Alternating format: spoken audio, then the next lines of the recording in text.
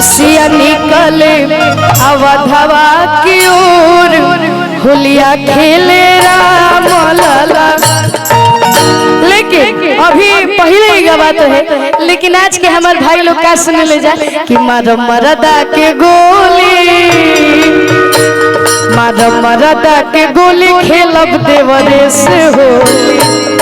कि अरे कहे खती हाला घरे होता भौजाई, कि हमरा के साफ साफ गाना बताई। गिली न है माइक जवन दिल में बाबोली। साफ सुथरा बात बताब कि तू पति के संगे रहबू कि देवर के संगे रहबू? देवर संगे। कि मारो मरदा के गोली, मारो मरदा के गोली खेलो देवरे से हो। अरे कहे खाते हाला घरे होता भौजाई, अरे हमरा के साफ साफ गाना बताई। अरे कहे खाते हाला घरे होता भौजाई, हमरा के साफ साफ गाना बताई। लीना है माइक जवन दिल में बाबोली।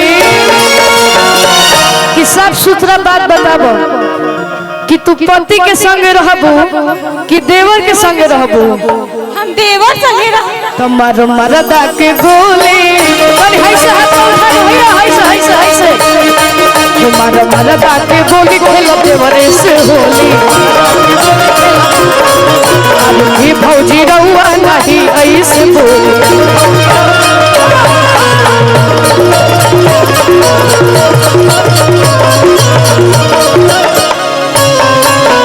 दिल से धन्यवाद। और अगर हमारा कार्यक्रम आप सभी के बढ़िया